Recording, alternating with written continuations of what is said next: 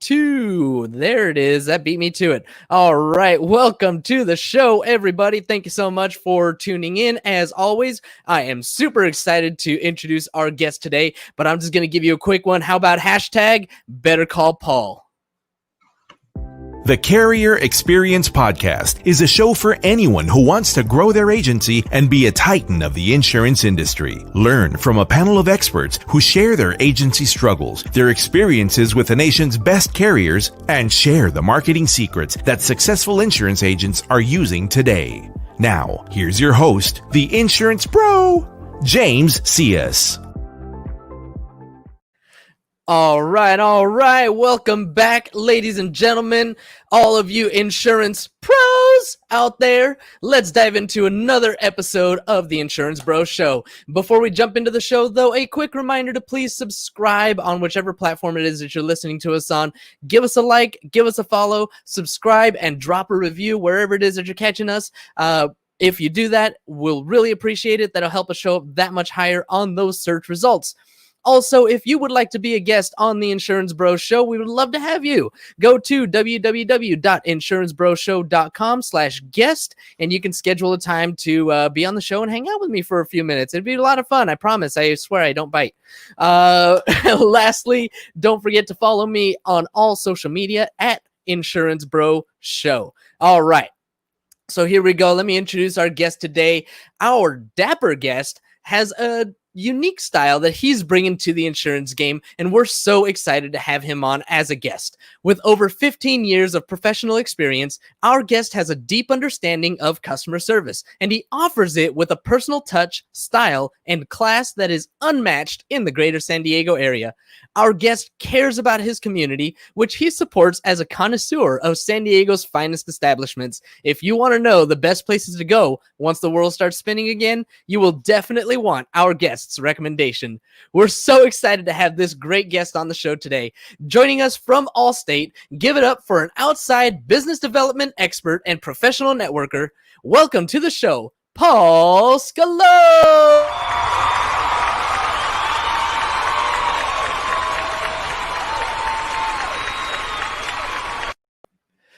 Paul, man, welcome to the show. Thanks so much for joining us today. Thank you for having me, James. I appreciate it. Was looking forward to this. It's going to be a good time. Same here. Yeah, we could totally tell. I mean, we were talking a little bit on LinkedIn, and it was just like this instant vibe, instant connection. I could tell you're going to be a lot of fun today. Thanks. So, man, I hope I don't disappoint anyone. Oh, well, there it goes. There went that. I know. It's done. It's over. No, tell me a little bit about yourself. What got you started in the insurance game? Where'd you come from, and you know, what got you here to where you are today? Yeah. So my background is actually in healthcare. I worked in healthcare operations, supply chain management for 15 years. I started with a clinic a medical group up in Poway. I worked there, transitioned out of that and did operations management for a non-medical home care company based here in Mission Valley. Went from there, started another home care company. We did private nursing, moved into home health, worked there for a little bit, moved from home health into hospice, was there doing business development, running a sales team here in San Diego. And the one thing that I can tell you about healthcare, and I think that most people probably not even working in the industry know and understand, is healthcare is constantly changing. It's constantly evolving, like a lot of industries, right? Sure. But healthcare is like hyper regulated. It's constantly in the news. It's in politics. I mean, it's some next level kind of dynamic changes that are constantly going on. And you have these organizations who are trying to find their foothold and their space in the healthcare universe. And things are extremely challenging and difficult, to say the least. Not that I'm, one to shy away from a challenge, but after hitting some dead ends the last 2 or 3 years in a row, I had to do some soul searching and figure out, was healthcare a path or a route, kind of industry that I wanted to stay in, or did I want to take my skill set that I've used from over 15 years of multi-role experience and apply that to another industry? Skills I've acquired over a very long career. Yes. So what made you choose insurance? I mean, you could have gone anywhere. You could have chosen insurance. You could have chosen real estate. You could have chosen lending, mortgages, other financial services. What made you choose insurance? Well, that's interesting. I was doing the Indeed thing and going back and forth and actually answered an ad for outside business development rep for AllState. And honestly, growing up, our next door neighbor, he actually was an AllState agent. So I talked to him and got some insight from him, and he encouraged me to explore it and kind of take the leap. And I went in and interviewed with the agency owner, and we hit it right off. And man, kind of the rest is history. And that was April or so last year, pre-COVID, when things were normal. So it's been an interesting learning curve, if you will, through everything. But I tell you what, I know each and every day when I wake up, I definitely made the right decision. That's good. That's good. Tell me a little bit about what you do as a outside business development manager. Yeah. So my role for our agency is to get out into the community, the real estate community in particular, and develop relationships with real estate agents, with mortgage brokers, with escrow, title, anybody that is in the real estate space. I want to meet and I want to develop relationship with, I want to work with. And that's been my whole focus for the last 18 months or so, the last 6 months, or is it 8 months now that we've been in COVID? I can't even remember. It's been March, 7 months. Yeah. 7. Rounded in. Oh, hell no. Exactly, that part. Too freaking long. Too long. And there's no end in sight. So I have a couple of questions. If you could explain to the audience, why is it that you are creating these relationships with these real estate, with these people in the real estate industry, in the real estate space? Yeah, well, as people are purchasing their first home, purchasing their fifth home, purchasing another investment property, doing any of that, right, wrong, or indifferent, love us or hate us, you have to have insurance. Facts. You have to have insurance to close your escrow. You have to have insurance to, do all sorts to drive your car. Unless you're buying all cash. Right, exactly. And then like those people who are buying all cash, they understand the value of insurance and typically are like calling Paul, like, hey, dude, I need to insure this thing because if it burns down, I don't want to be left holding the bag. Straight Hashtag up. better call Paul. That's right. That's right. So all of these individuals need insurance. And, a lot of them in the first time home buyer space is a space that I really actually enjoy working with these folks because it's an opportunity for education. Right. And, with my healthcare background and working with families of, sick loved ones and, what does this process look like? What to expect when expecting, if you will. It's important to me that people have a firm grasp and knowledge of insurance and this space and how it works. I know it's not exciting. I know it's not sexy, but it's a necessity. And at the end of the day, so many of us walk around and we pay our auto insurance bill every month. We pay our, homeowners insurance every month. And it's just like, why am I paying this? What's it even going towards? I don't know. It's too much money. And then when I go to use it, like, they're telling me this isn't covered, that isn't covered. And that is, from somebody who is, like new-ish into the insurance space, prior to coming to this, I was one of those folks. I didn't know, what's liability versus, 100%. Yeah, same here. Property, like what's covered, what isn't. So no idea. I have full coverage, right? That's it. Yeah, full coverage. That's all I know. Yeah. There's no such thing as full coverage, right? We like to throw that term around and people, full coverage. Cool. What's that? Full of what? That's not how it works. That's not how any of this works. 100%. 100%. Exactly. So what do you tell people now when they tell you that, I throw all this money at insurance, I spend $200 a month in insurance and on my auto premiums, what am I even paying for? What do you tell them? Right. Well, we sit down and, either the phone or, I like to kind of put things in black and white and, like an email, and then go get on the phone with them and review every line of that email and explain, okay, this is what that means. This is what that means. And really break it down to a sense like, okay, Paul, if you didn't know anything, how would you want somebody to explain this to to you, right? Right. And sit down and explain the important details, but without getting lost in the weeds and overwhelmed, and then people are turning out, because let's not forget, we're talking about insurance and it's Yeah. super Yeah. exciting. So, people tend So to phase exciting. out. Yeah. You got to keep it interesting, right? So just try to present it to them in a way that makes sense and give them, real life experience or Mhm. reference points that they can relate to. Right. Because then Exactly. it Yeah. kind of, oh, I understand. So if, my pipe breaks out of nowhere, not that you know anything of that, James, right? And you have a flood in your home, like my insurance pays for that. But like if that pipe's sitting in the wall and just leaking and nobody knows, well, chances are your insurance probably isn't going to pay for that. So Right. these are the things that are important for you to know. Like, is it going to cover your house if, let's say, you have a sewer drain that backs up and overflows into your bathroom? I don't know. That's a good question to ask your agent. Do I have Mhm. that water and sewer backup coverage in my home? Or am I just walking around like totally exposed to all of these situations that could happen unknowingly, and then you go to file a claim? That's usually when people find out, and that's unfortunate. And I think Right. our Yes. job and our responsibility as an agent to educate and be there to assist and be that, go-to person. Like, hey, if you have any question about any insurance, like, better call Paul. Like, even if it's not through me, I'm going to give you the advice and the personal, Yep. touch. Like, hey, I have a question about this. Let's get through it, because it's the 100%. right thing to do. I hope you're insured.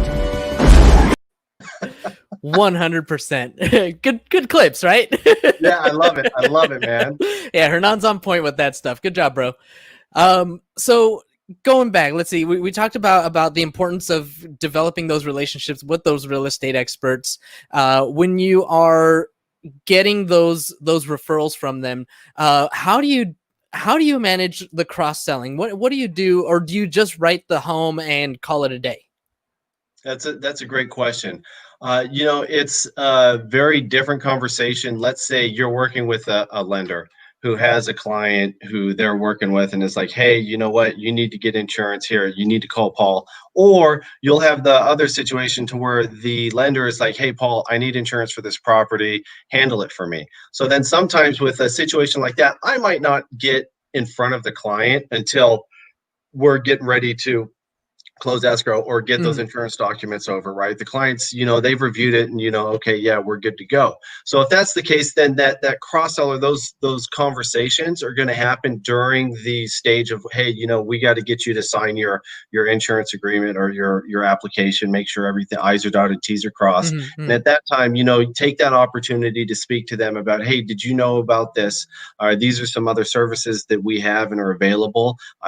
Here's my contact information. You can call me at any time. I'm your point of contact for anything, right? If you have a For sure. loss, if you have a question, if you need something else, you're buying a new car, you want to add or remove coverages, call me and we'll work through it together. On some of the clients who their lender or real estate agent says, hey, you need to look at what insurance is going to cost, call Paul. And then that's more of a, I think, traditional, insurance sales cycle, phone call conversation. You're talking to that client, you're developing rapport with them, kind of going over what their, home insurance needs may be, and then able to, discuss the benefits of bundling and income protection and things of that nature as For well. sure. Do they give you any scripts, or is this just something that you have developed for yourself?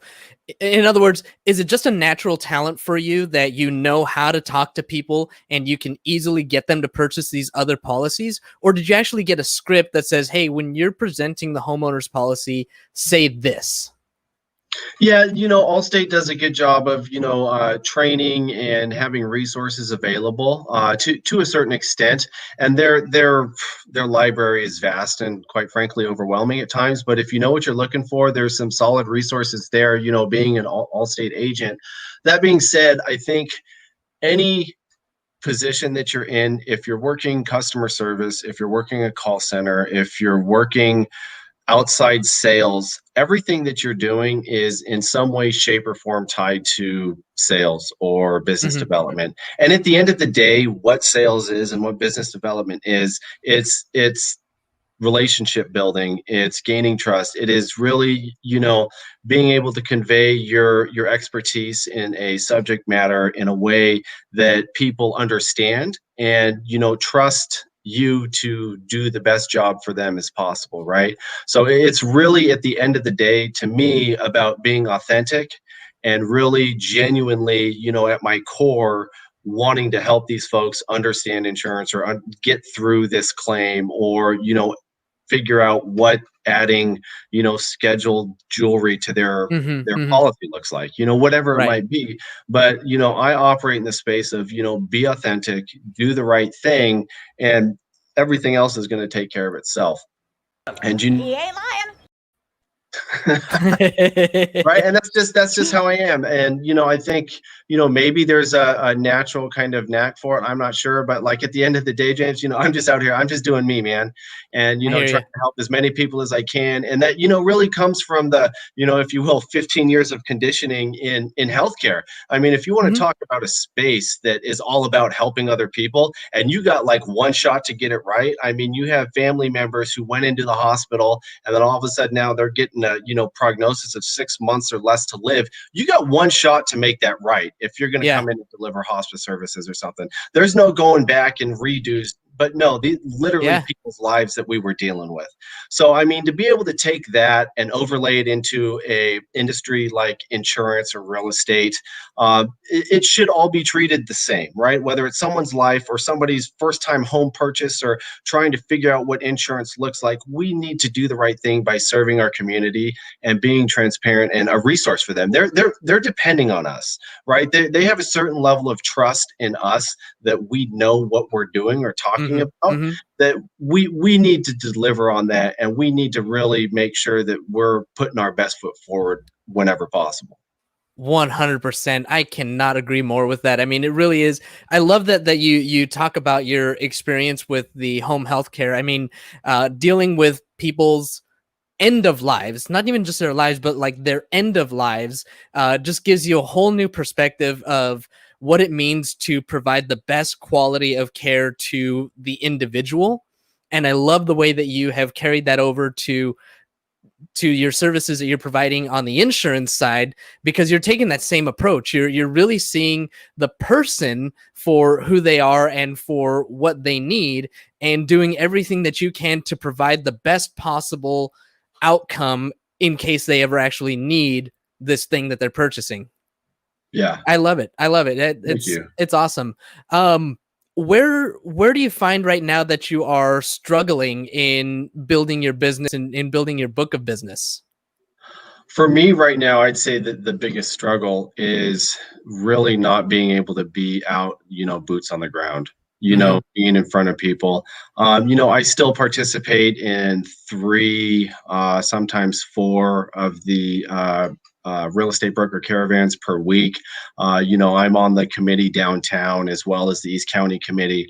I attend Metro as well. And just, I think being consistent in those sorts of meetings, even though they're virtual, it's important to show up, man. Hmm. Showing up, we talk about that in so many different sales, meetings, trainings, you got to show up, right? Right. And even if it's something as easy as logging into a Zoom call, showing up there, but also just, if you're thinking about it, picking up that phone and calling people, hey, how's it going, Michael? Haven't talked to you for a while. Hope things are good. How are the kids? Just doing stuff like that is really kind of helping me, stay afloat and continue to grow my business. I mean, the real estate business we know is just popping off here in San Diego. Yeah, it is. I mean, from a home insurance standpoint, I posted my best quarter yet last quarter, which was absolutely amazing. Nice. But Congratulations. thank you, thank you. And it's important because doing those things helps you stay front of mind. Hmm. But also, I think the quality of the customer service, really gets people coming back, which is important. When I say people coming back, the referral sources that will continue to refer, business to me, or if they have somebody like in a tight situation, or we've done houses up on Mount Palomar and all sorts of crazy. So I'm like quoting a like compound out in Alpine right now in the middle of nowhere. It's like so many moving parts and pieces. So but fun. it's like, hey, let's do it. That's just kind of fun. It's Yeah, like yeah. we can do condos all day, like here, bang, bang, bang, what you want, we got you. But like, sometimes getting those weird little oddballs, that come across the desk is super fun. But to answer your initial question, James, yeah, the being humanly disconnected from people, that not being there in person to touch, feel, smell kind of situation is the most challenging part. And I think it's been challenging for a lot of people For sure. during this time. And it's not just from like a work or business development standpoint, just like from a human standpoint. We're creature, like social Yeah, creatures, and we like we are. long, like, come here, buddy, let me give you a hug. Like, Virtual take hug. it here, high five. Okay. I said, hold up, wait a minute. What? No virtual hugs are allowed? Come I on. know, right? Hold on, let me get my mask. Okay, is this better? There you go. There you go. Too funny. So, I mean, depending on what you read and what you believe, there's a lot of data out there saying that this could continue well into next year. All of virtual stuff. So how are you going to adapt? What are the, I mean, what are the things that you're kind of strategizing here? Because this could very well become the new normal, right? I know everybody kind of hates that terminology, but to be in a place, I know my agency, for example, everybody's been working from home since March, and we have no plans of getting an office back together. It's working out pretty well for us this way. But when you have field agents like yourself that are typically boots on the ground, you're having to find different strategies, different ways to attack these customers, to be able to get in front of them and tell them what it is that you do, right? So what are some strategies that you're thinking? What are some ideas that you've got coming up for going into 2021? Yeah, great. So what my plan is now is to do more things like this, right? So you have that online exposure. If we're going web based, let's double down and let's just get deep into the paint. Okay. Oh yeah. So as much exposure, content and kind of guest spots as I can, but even more so, my big plan for mine in the rest of this year and into 2021 is going to be education. My girlfriend, she's a partner in an attorney's firm here in California. They do workers' comp, and she heads all of their education department. And she's been doing webinar after webinar after webinar and teaching and training, all of the people in her space about, COVID-related claims, this, that, and the other thing. But it's about education, and they have seen a huge influx in referral business through that, and just seeing how well that works. It would be foolish for me not to kind of take my own spin on that and start doing some sort of hosted webinar education. And maybe we could be something as insurance 101, what does that look like? Or partnering with a mortgage lender, or partnering with a real estate agent. Hey, looking to buy your first home, what does it look like? Let's have a Q&A, maybe a half-hour conversation about what things do look like, what they can look like, what to expect, and really just doubling down on that, being a resource for the community. And sure, we can't do it in person, we can't have everybody together for a happy hour with free food and beer and whatnot, but we can do it online, we can do it digitally. And just because we can't have kind of that little bit more fun aspect of it doesn't mean that we should stop doing it or not do it at all, because at the end of the day, these folks still need to know how to buy a house, how to get insurance, like what kind of insurance do I need? Because you don't want to be carrying too much insurance. You want to carry the right amount that's going to make sense for you from a coverage and financial standpoint.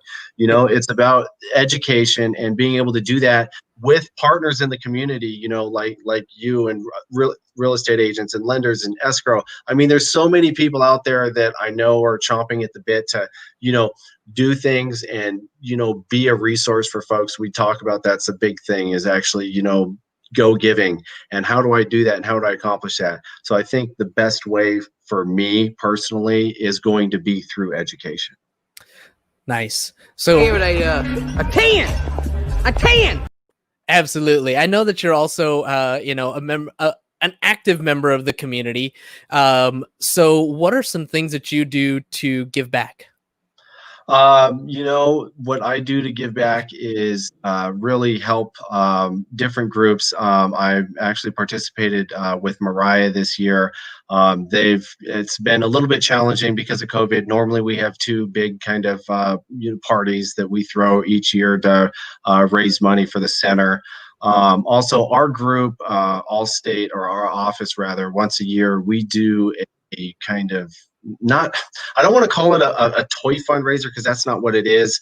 But what we do is like Secret Santa-ish gifts for troubled youth. And what these youth do, they're in a center in Chula Vista, and they write a Christmas list of things that they want. And what we do is we take those lists and, kind of market it out to the community. And so it's like, okay, perfect. So Joe wants these red pair of Nike Airs. So we make sure to get him that red pair of Nike Airs instead of just like, oh, here's a pair of shoes, Joe. Like, cool, man. Like, no, these kids are troubled kids. And what we try to do is go out and get them exactly what they're wanting for Christmas. Stuff like that, is really important to us, especially in the community that we serve.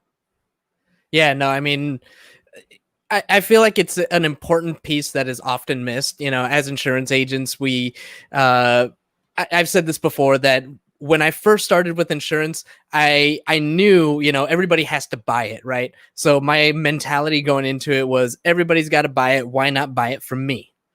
It wasn't until, a few years went by and I stopped being a selfish jerk. And I was like, let me think about other people and approach this in a way that, how can I be of service to others? It was really honestly about the time that we started our first podcast, the Business Bros.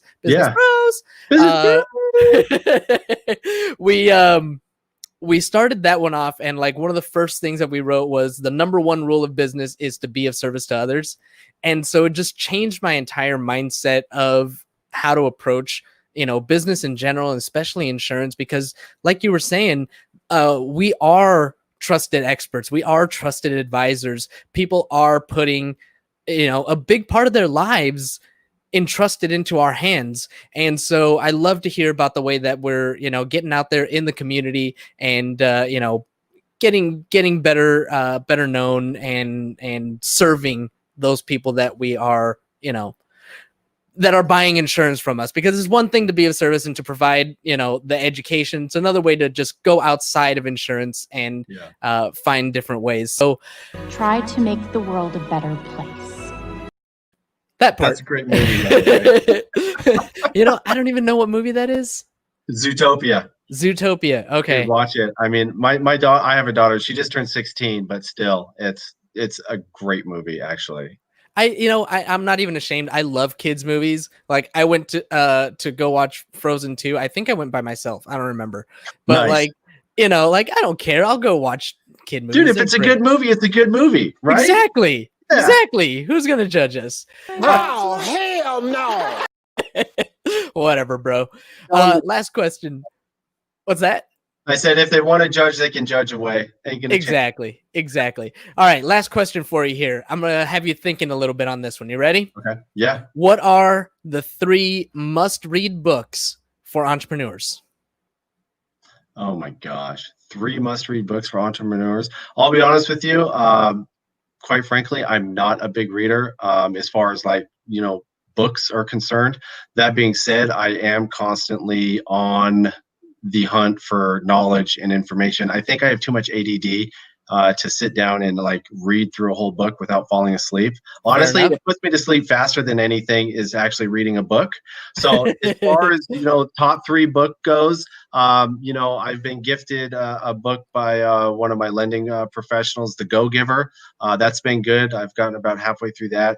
I'm sure there's a couple more, but, I can't think of it. So I always just go to search online for constant, information relevant and prevalent to me and what I'm doing in my space, whether that's, digital marketing, whether that's business development, business relationships. I think if you are looking for books as far as, development goes, look at books about relationships, because at the end of the day, that's what this is. This is about relationships, and you can take that information and apply it to your personal life, to your professional life, and that information is priceless, quite frankly. Roads? Where we're going, we don't need roads. That's a new clip. All right, Paul. Last thing here for our listening audience, anybody who needs your services, wants to connect with you, how can people get in touch with you? They can follow me on Instagram at Paul Scalone, Facebook, Paul Scalone. They can call me 619-888-1153. Email me, Paul Scalone at allstate.com. I'm available 24/7, 7 days a week. Seriously, not to sound cliche, but I mean, even on the weekends, it doesn't matter. Even if I'm away from my phone, I will get back to you. I will call you back, text message you back, text, email, call, whatever you prefer. I'm pretty easy to find because I'm all over the place on Facebook, Instagram, LinkedIn, Paul Scalone. I mean, pretty consistent, same pictures. You'll be able to find me. Yeah. I'm trying not to hide. It's all about ease of use, right? You got to make it easy for people, because things are so hard these days. So you got to make it easy. Yeah. As soon as you can get to the point, like my bro over here, if you Google Hernan Cias, the first entire 2 pages is all him. So I'm trying to get to that level too. Yeah, exactly. I'm trying to get to that level too, and that's what we're all trying to do. So. I've been saying it, Miguel. I've been saying it. That is marketing done right. That's right. All right. Well, thanks so much, Paul. It's really been a lot of fun with you here. I'm going to go ahead and remind our listeners one more time to go ahead and give me a follow on all of my social media at Insurance Bro Show. Again, if you do want to be a guest, go to www.insurancebrogshow.com/guest. Don't forget to like, subscribe, or review on whichever platform it is that you are listening to us on. Help us show up that much higher on those search results so that more insurance agents can find value in the content that we're putting out here. Other than that, I want to give a big thanks to everybody who is listening, every single one of you. As always, you have my heart, you rock my socks, and Have a nice day!